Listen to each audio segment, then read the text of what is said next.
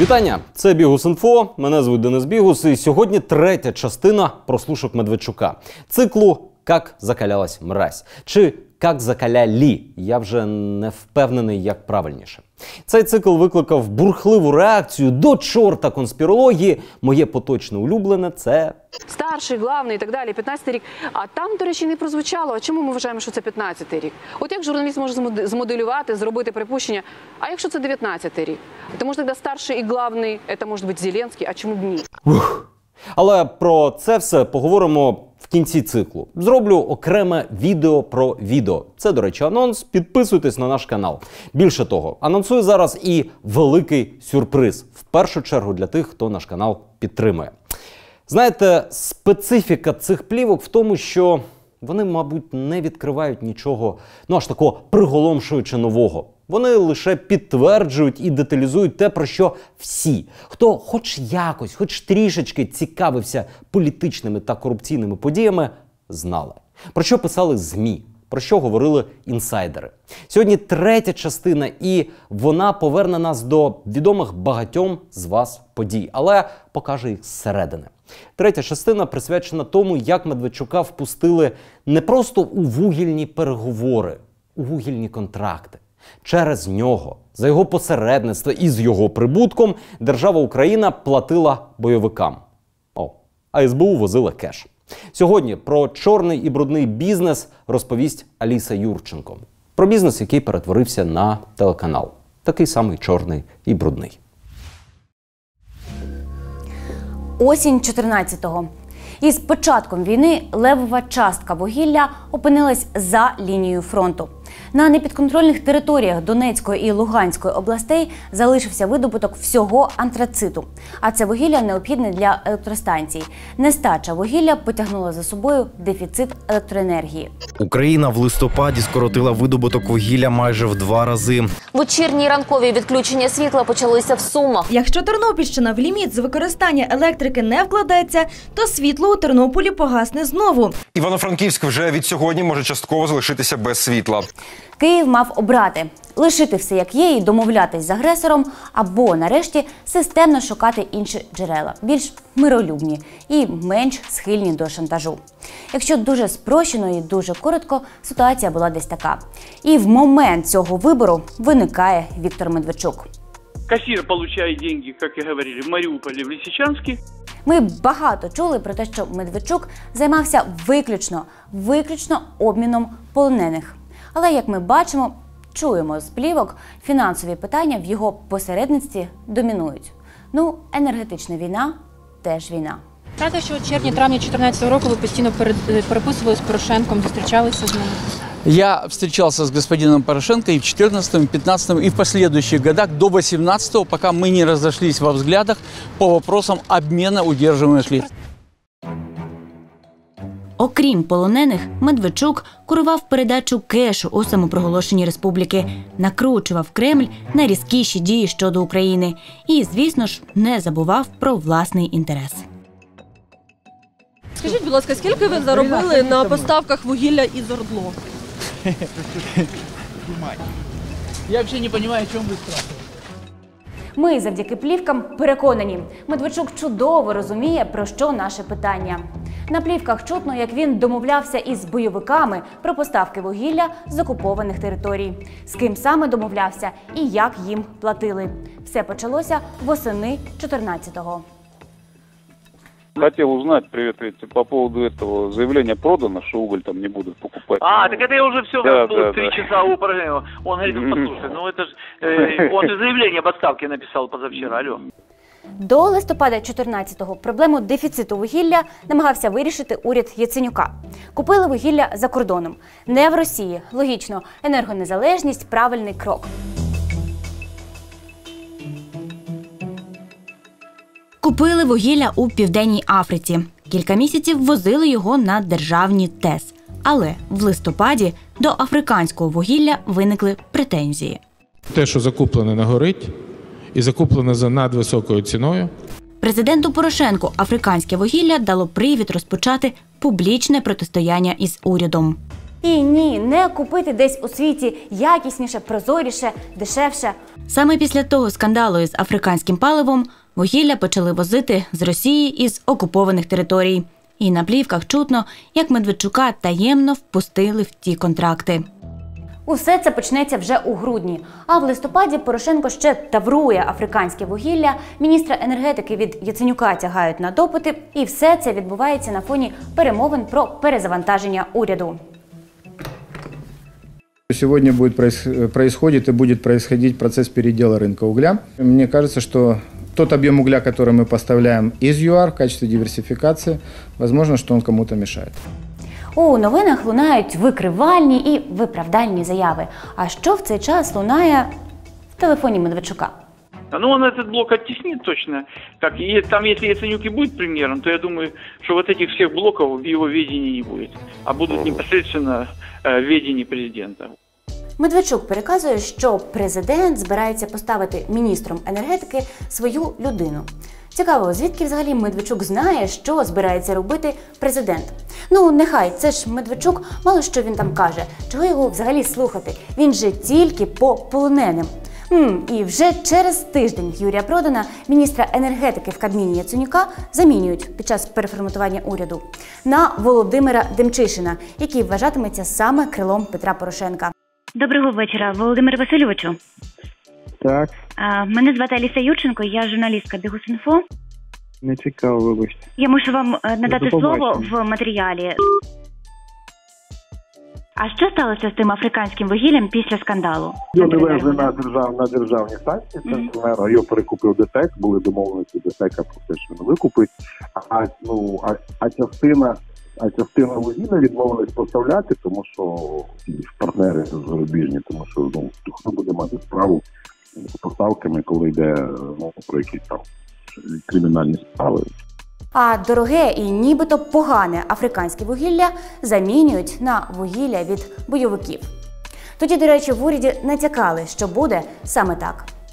Я считаю, что кампания, развернутая против поставки угля с ЮАР, против Минтопэнерго, есть компания, которая обеспечивает интересы, поставить нас в зависимость от Российской Федерации, от этих лжеорганизаций ДНР и ЛНР.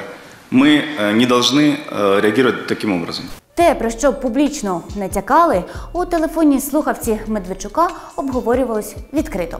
Обговорювалось, як заплатити самопроголошеним республікам за окуповане вугілля. Потрібно було якесь маскування, прикриття. І його знайшли. Все эти заявления по поводу того, что мы не будем покупать уголь в ДНР, в ЛНР, да, они имеют основания только чисто как бы политические. Почему? Потому что, в принципе, мы не собирались покупать уголь в ДНР и в ЛНР, а покупает определенная фирма на шахтах, понимаешь, и продает Центрэнерго. Якщо не держава напряму купить вугілля у бойовиків, а якась фірма, а далі ви побачите фірми, за якими стояв Медведчук, і от ця фірма потім перепродасть державі це вугілля, то за логікою Медведчука все буде добре. Ні, вугілля від цього не перестає бути вугіллям з окупованих територій. Але і заяви про те, що ми не будемо купляти вугілля з окупованих територій, каже Медведчук, чисто політичні. Тим більше, що посередник ще й підзаробить. Покупает определенная фирма на шахтах, понимаешь, и продает Центрэнерго. До фірм ще повернемось. Важливо, в продажі вугілля з окупованих територій зацікавлений Кремль, бо тоді на окуповані території зайдуть гроші. Росія хоче, щоб ми самі фінансували бойовиків. Ось тут зараз буде показовий момент. Якось Медведчук пропонує платити бойовикам за вугілля їжею. Але Дмитро Козак, заступник голови уряду Росії, каже: на окупованих територіях потрібні гроші. Давайте наповнюйте їм не шлунки, а економіку. По поводу Донецка и ЛНР есть такое предложение. А что если мы на первых этапах подумаем, как сейчас сделать? По бартеру взамен на уголь будем поставлять продовольствие, энергию, а именно продовольствие, различные товары, то, что надо для ДНР и ЛНР. По бартеру. Понятно. В качестве гуманитарной помощи или что? Не, взамен на уголь. Почему? Я не представляю, там нужны деньги, денежное обращение нужно. Але постає проблема. Організаційна, неетична. А як заплатити за це вугілля? На захоплених територіях не працюють українські банки, гроші не переведеш. І Медведчук з Москвою, і Медведчук з Києвом обговорюють, а як же зробити так, щоб самопроголошені республіки отримали наші гроші. Мы изначально договаривались, это уже было после 4 ноября, если ты помнишь, я тебе говорил, о том, что он под контракты покупки угля включит систему отделения Ощадбанка украинского для приобретения этого угля. Поэтому тут как бы это такое дело. Я думаю, что мы сегодня вечером уточню, но я думаю, что этот механизм остается. Цікаво, хто такий він? І вже дуже скоро, судячи з плівок, на захоплені території повезуть кеш. І повезе їм цей кеш, судячи з плівок, Служба безпеки України. Це буде вже у грудні 14-го. А поки що ще один важливий момент, щоб не відступати від хронології. Наприкінці листопада 14-го Росія вирішує перекрити нам продаж свого вугілля, російського, яке, нагадаю, ми теж купували. Так от, ще у минулому випуску ми розповідали, що Медведчук і шантаж існують пліч-опліч. Український переговорник Медведчук не намагається переконати Росію продавати нам своє вугілля, щоб закрити дефіцит наших теплоелектростанцій. Не намагається допомогти українській владі шукати вугілля ще десь за кордоном. Медведчук, судячи з плівок, підбиває Росію шантажувати Україну ще більшим дефіцитом. По поводу угля, то, что мы обсуждали в Казахстане, у нашего, там же так до сих пор пока и не осуществляются расчеты по покупке. Вот, как бы это проблема. Вот, поэтому я там получил указание, чтобы мы тогда отсюда приостановили поставку. А вы хотите остановить все, правильно? Ну да. Ну, правильно. Вот. И это, Александр Ильич, это вы мне помогаете. Да? Поняли? Ну, догадываетесь, понимаю, нет? Да. Это моя позиция изначально была, да? Я говорю, смотрите, вот шутить не будем, давайте так, работаем, значит работаем. Ну, партнерские отношения должны быть, правильно? Есть условия. Причем это условие, это же не условия ваши, условия нас тоже интересуют. Обеспечение жизнедеятельности известных регионов, да? Того ж вечора, 21 листопада 14-го, Росія припиняє продаж вугілля Україні. І Медведчук повертається до узгодження з Банковою, як заплатити гроші на захоплені території. Ну бо ж, партнерські отношения должны быть. Надо платить деньги. Он готов дать Нацбанку, чтобы открыли для одной компании там счета. Ось хто такий він. Надо платить деньги. Он готов дать Нацбанку, чтобы открыли для одной компании там счета, для того, чтобы перечислялись туда деньги в Сбербанке. Вот именно. То есть один счет, одна компания, которая пусть аккумулирует все, что вот у себя там есть, и переводит и заключает договор с вашей компанией. Ну, это у нас уже все есть. Просто нам надо выбрать там компанию, и для нее откроют счет, и мы сможем легально оплачивать деньгами уголь. Ты понял? Ну и тогда, естественно, надо будет, чтобы запустили вы нам по России уголь. Но только после того, как мы это сделаем. Бачите, Медведчук знов акцентує на шантажі. «Після того, як зробимо» звучить як «везіть своє російське вугілля тільки після того, як Україна купить окуповане». Сурков нервує. А що як Україна своє вугілля з окупованих територій забере, а гроші не заплатить? Медведчук знов нагадує, найдієвіша гарантія оплати – ваша, Кремля, принципова позиція. Ну, тобто шантаж. Я чего опасаюсь, что мы возьмем на себя обязательство уголь поставлять, а Демчишин там все время говорит, ты, наверное, читаешь же, что он там говорит. Он говорит, это наш уголь, мы его так заберем.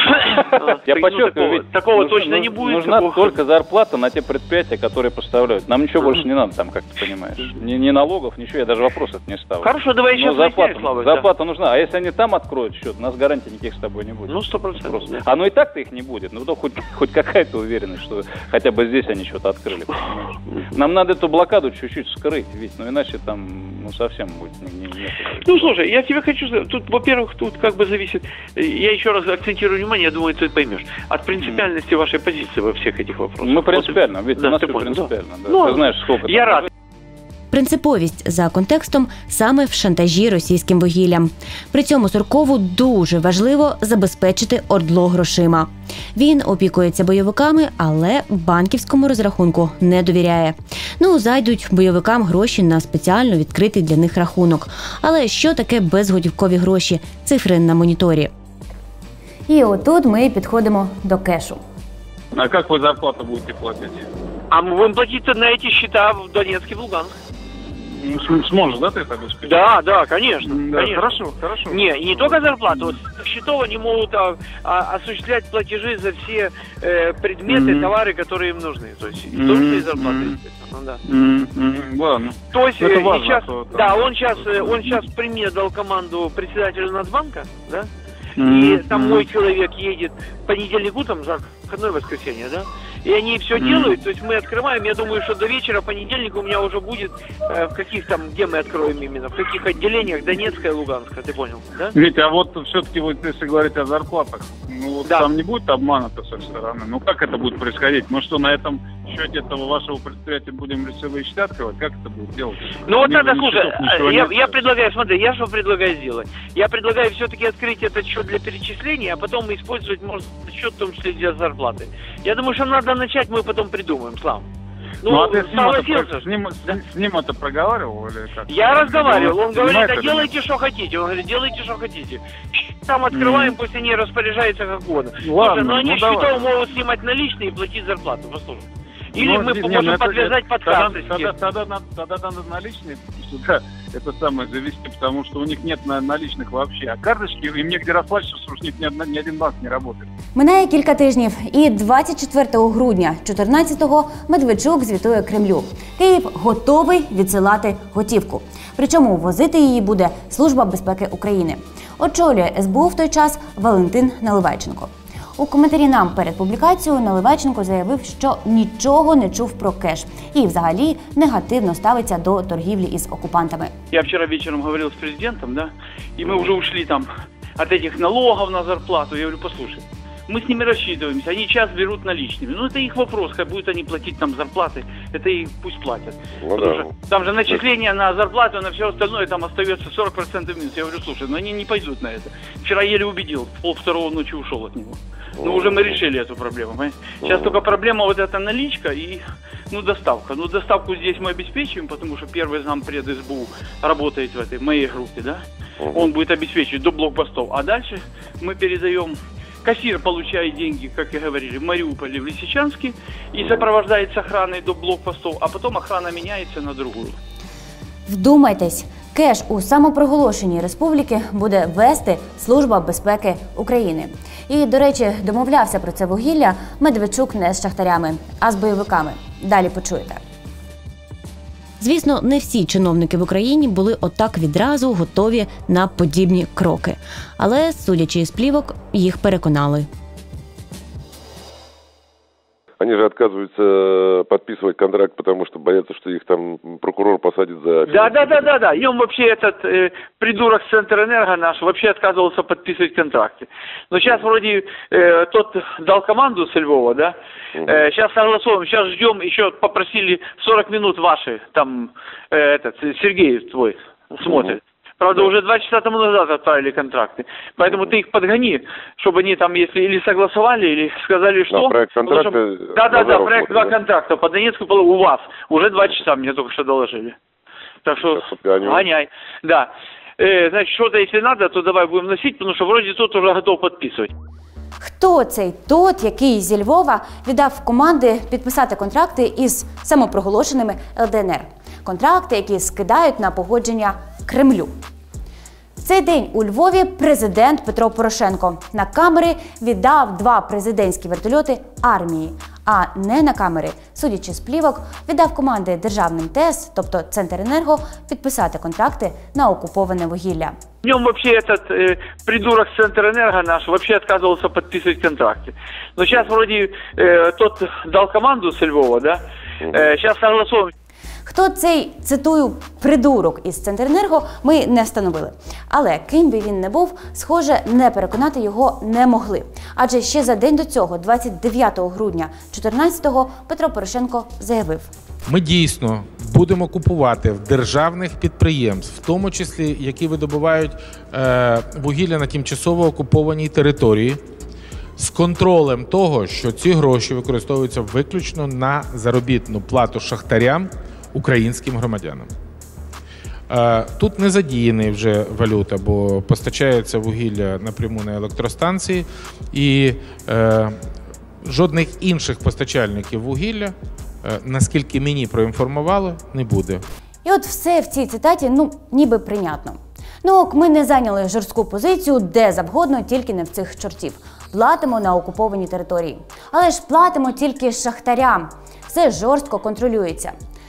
Така ситуація склалася сама собою. Що вдієш? Робимо найкраще з можливого. І все тут було б ок, якби все було правдою. Жодних посередників? Посередником стане Медведчук. Жорсткий контроль? 40% оплати, судячи з плівок, іде готівкою. Ніякого контролю, навіть якщо президент його і хотів. Посмотри, там предложили вариант, давайте снова через восстановим вот тот банковские счета, 60 по безналичному напрямую, 40 наличными. Але давайте підкреслимо основне. 29 грудня 2014-го Порошенко публічно визнав, що Україна буде купляти вугілля на окупованих територіях. Ми дійсно будемо купувати в державних підприємств, в тому числі, які видобувають вугілля на тимчасово окупованій території. І, здається, ми знаємо, як він прийшов до цієї контроверсійної все ж ідеї. Бо на плівках Медведчук уже майже 2 місяці звітує Кремлю, як він вкладає у вуха нашому головному саме цю ідею. Я вчора вечором говорив з президентом, да, і ми вже ушли там от этих налогов на зарплату. Я говорю, послушай, мы с ними рассчитываемся, они час берут наличными. Это их вопрос. Чи погоджували ви ідею Медведчука купляти вугілля з окупованих територій і перепродавати державним ТЕС за момент вашого президентства? Дійсно, в грудні місяці у нас була жовтня, листопад, у нас була половина країни без світла. І ми дійсно намагалися робити все можливе для того, щоб зупинити віялове відключення. Але я не пам'ятаю там точно ролі Медведчука і не пам'ятаю жодних компаній, бо мова йшлася виключно про державний інтерес і державні компанії сплатять податки в бюджет. Тож, коли ви вчергове почуєте, що Петро Порошенко не обговорював із Медведчуком жодних інших тем, крім залучення і повернення заручників. Згадайте і цю його цитату. Ми дійсно будемо купувати вугілля на тимчасово окупованій території. І цю прослушку Медведчука. Я вчора вечором говорив з президентом, да, я говорю, послушай, ми з ними розчитуємося, вони час беруть наличними. Це їх вопрос. Так, усі, хто боявся, так виглядає, дотисли. І акурат на Новий рік, 31 грудня 14-го, Санта-Клауси з СБУ повезли подарунки бойовикам. В сенсі кеш поїхав у супроводі СБУ. Так це звучить на плівках. І не за щось поїхав. Ніякого вугілля із окупованих територій Україна ще не отримала. Авансом. Ми ж довіряємо цим чортам.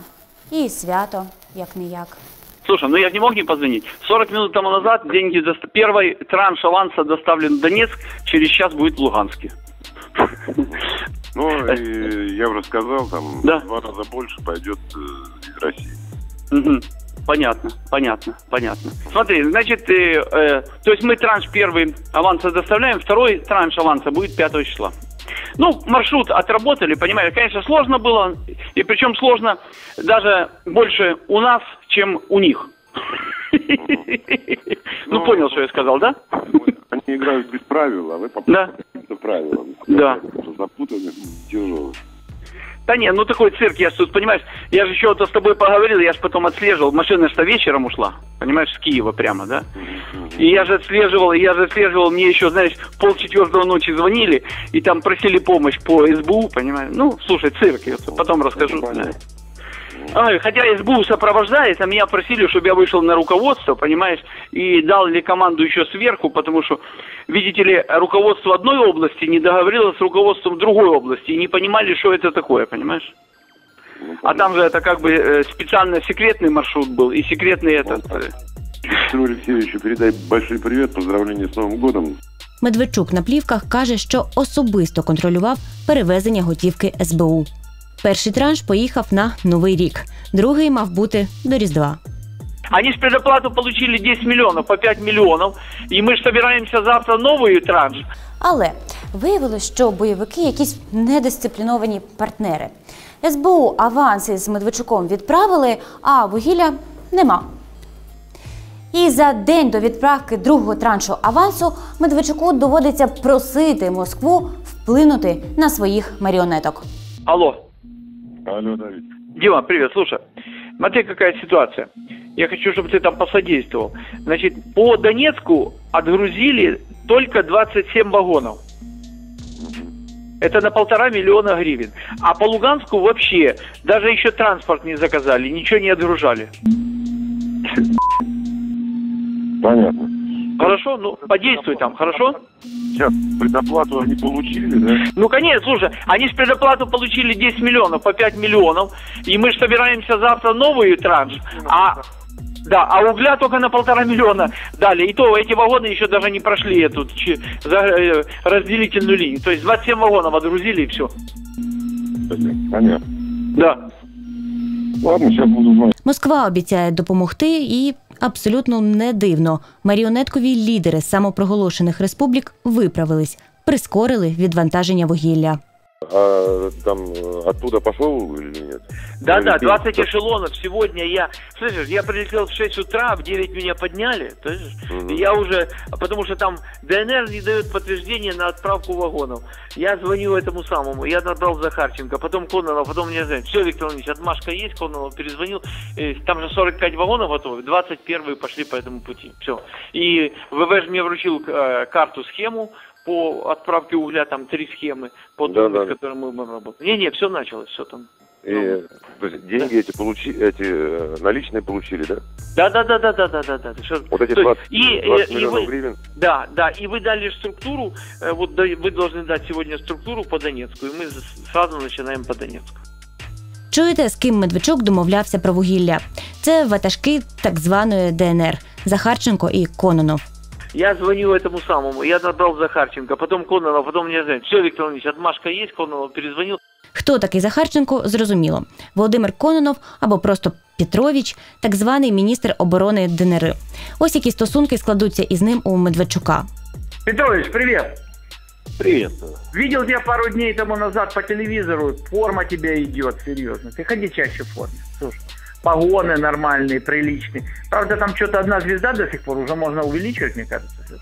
Ну, это, я думаю, это надо сказать Александру Владимировичу. Ну, я понял, но я думаю, я согласие получил, так что при случае я могу сказать. Правильно, Петрович? Конечно, почему нет? Рад тебя слышать. І ще Ташкент, він же Олександр Тимофєєв, міністр доходів і зборів так званої ДНР. А вот это с Ташкентом, это правда, что пишут у нас? Что его задержали? Ну, я спрашиваю, потому что мы занимаемся углем, и там мои люди с ним общались. І тут ми навіть не ставили питання, а звідки готівка в СБУ. Але що відбувалося із цією готівкою після блокпостів? Вона йшла на зарплати шахтарям чи на бойові дії?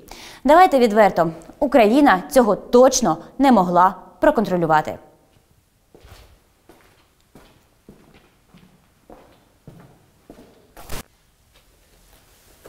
Я сподіваюся, ви давно натиснули кнопочку «Підписатись» на наш канал. Як ні, тисніть просто зараз. А ще хочу дуже подякувати вам за ваші донати. Бо бачили, яке в нас було красиве світло у шахті? Це завдяки вам. І нагадаю, лінк на підтримку нашого каналу під відео. От тут у вас має виникнути питання. Так а в чому посередництво Медведчука? Не в сенсі переговорів, а в плані заробітку. А ми до цього і підходимо. Сейчас углем я придумаю что-нибудь. Не, ну слушай, я тебе даже не жалуюсь. Вот я говорю, как хочешь там так поступай. Мне уже, я устал от этого, честно тебе говорю. Это ебня какая-то из этих несчастного этого угля, понимаешь. Тут, я говорю, уже больше люди потратились, чем могут заработать вообще априори. Поэтому там смотри, там не перегибай, можешь, не хер. Саме час дещо пояснити. Медведчук не лише як переговорник втюхував Україні паливо від бойовиків. Він будував на цьому бізнес, торгувався за ціну і вугілля вицарапував, вочевидь, для своїх фірм. Ці фірми вже возили вугілля із Росії, а хотіли ще й з окупованої території. Смотри, мы же подписали неделю тому назад, когда мы все это делали, там, под чутким руководством Назарова, по 900 гривен, да? Сейчас вчера сказали, нет, в Луганске тоже цена 1150. Плюс НДС у нас, да. Тарас мой тоже звонит и говорит там, но дело в том, что Назаров, говорит, вчера сидел, даже там слова не сказал, потому что там все говорил этот друг. Про ці фірми писали ще в ті роки. От тільки юридично причетність Медведчука було складно довести. Вони записані не на нього. Це щонайменше дві компанії із Гонконгу – Arida Global і Cortex Sales. Скажіть, будь ласка, ви чи Тарас Козак взагалі маєте стосунок до компаній з Гонконгу Arida та Cortex? Ні, не а маю. Чому ж тоді компанія офшорна Тараса Козака, вона давала їм багатомільйонні кредити? Ви знаєте, запитайте про це у Тараса Козака. Компанія Arida. В ній фігурував такий собі Микита Поз як представник Аріди. У нього є ще кілька компаній. Одна з них орендувала туберкульозний диспансер в Криму ще до війни для того, щоб в результаті там побудували дачу Віктора Медведчука. Із розмов того часу із трейдерами, із реальними гравцями ринку, які вказували на те, що за схемою стоїть Віктор Медведчук. Arida уклала контракт із Центренерго ще у грудні 2014-го. У тому контракті, який опублікувала «Українська правда», за даними видання, значилася поставка російського вугілля. Розмови про поставки цього вугілля є і на наших плівках. У комплекті зі стражданнями, що Ахметову з вугіллям простіше, а фірм самого кума Путіна – проблеми. Коксующий уголь уже пропустили вчера вечером, но это же ДТЭК, послушай, а вот то, что я тебе назвал компанией, там все. Позвонили мои хлопцы Яновскому, а Яновский не знает. Я Новаку позвонил, говорит, а мне еще не дали, только по коксующему. Я говорю, хорошая история. Мы все делали, организовывали, а теперь ДТЭК будет возить уголь. Листопад 2015-го. Рік, як Порошенко зніс історію із африканським вугіллям. Дав добро на закупівлю вугілля в ЛДНР. Нагадаємо, нібито без посередників із оплатою напряму шахтарям. І от в цей момент на Центренерго знову приїжджає африканське вугілля. Але африканське лише за документами. Горить, як наше рідне, з Донбасу. Це вугілля нібито з ПАР, а насправді з Донецьк антрацит, Луганськ антрацит. Привезла його ця ж Аріда з орбіти Медведчука. Привезла якимсь дуже нелогічним шляхом – через Росію. Давайте поглянемо разом. Ось тут Південно-Африканська Республіка, тут Україна. І якось отак його нібито везли. Коротше, одразу стало зрозуміло, що ця фірма торгує вугіллям із окупованих територій. Саме так, як планував Медведчук на плівках. І всупереч тому, що обіцяв президент. Ми дійсно будемо купувати в державних підприємств, в тому числі, які видобувають вугілля на тимчасово окупованій території. Постачається вугілля напряму на електростанції і жодних інших постачальників вугілля, наскільки мені проінформували, не буде. Потім у поставках окупованого вугілля під виглядом африканського виринула ще одна фірма із орбіти Медведчука – Cortex. Вона теж має юридичний зв'язок із нардепом Тарасом Козаком. Так, із тим самим Тарасом з плівок, який «звонит, поедет, поговорит, отправится и договорится». Тарас мой тоже звонит и говорит там, но дело в том, что Назаров, говорит, вчера сидел, даже там слова не сказал, потому что там все говорил этот друг. Який активний Тарас. І на переговори до бойовиків щодо вугілля їздив, і в другій частині нашого циклу трубою займався. Не встигав лише Верховну Раду відвідувати. Але може це і на краще. Ми тут спробували підрахувати, скільки ж Медведчук заробив на цій вугільній схемі. Це не просто, бо вугільні поставки з ЛДНР маскувалися. У митних документах продавця ховали за ланцюгом посередників. Але, знаєте, на нашу думку, дарма він так страждав, що заробіток не вдається. Навіть ці контракти, які нам вдалося вирахувати, свідчать. За 14, 15 та 16 роки дві ці контори привезли на державні електростанції вугілля щонайменше на 1/3 мільярда гривень. Звісно, в них були і видатки, це не чистий прибуток.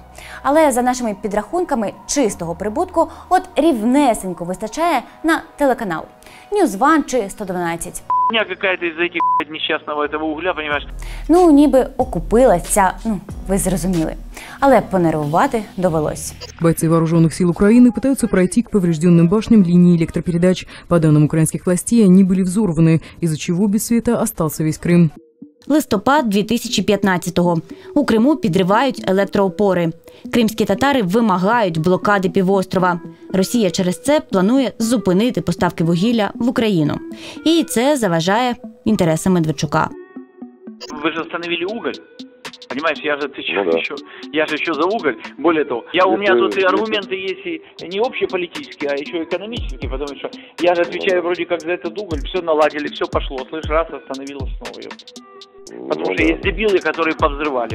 Слушай, я же публично выступаю против этого. І пізніше знов переживає. Там какой вопрос возник? Там снова возникает эта тема угля, да? Вот мы сейчас пытаемся, сегодня докладывал нашему начальнику, да? Наверное, будем какие-то там варианты предлагать снова по поводу поставкам с территории 1 и 2. Понял, да? Да. Ну тут, по ходу возник вопрос, который Новак отослал, естественно, к тебе. Там же мы с Луганска поставляли в начале года, в феврале, а потом, учитывая отсутствие денег, мы вот не выбрали ту квоту, которую по России там можно было нам взять. Мы там 160 тысяч тонн поставили, и Новак проверял, Яновского вызывал, тот подтвердил. Так вот, в развитии этой общей темы и в развитии возврата к тому, как бы можно было нам все-таки получить уголь сейчас? По-моему, видите, возврат к тому после этой энергоблокады невозможен. Нужны новые размены. Ну так что, ты хочешь сказать, что вот по этой большой теме, возвращаясь к углю, нет смысла обсуждать вообще? Ну, я имею в виду в будущем поставке. Не, в будущем, наверное, все возможно, ты же понимаешь. Це остання із наявних у нас розмов щодо вугілля. Але ніби чули достатньо, тож підсумуємо. Поки президент і уряд воювали, виграв Медведчук. Знайомство із ватажками ЛДНР у середині 14-го він конвертував у вугільний бізнес із ними вже під кінець року. Переконав нашого головного платити на окуповані території, якийсь час навіть возити кеш у супроводі СБУ. І сам заробляв через фірми, які були посередниками у цих контрактах. Це тривало і в 16-му. А далі маємо одне припущення. На плівках далі розмов про вугілля немає, та й митні бази за наступні пару років не показують тягання вугілля фірмами з орбіти Медведчука. Тож підірвані кримські електроопори, схоже, якось підірвали і цей бізнес. Виходить, можна було і без нього.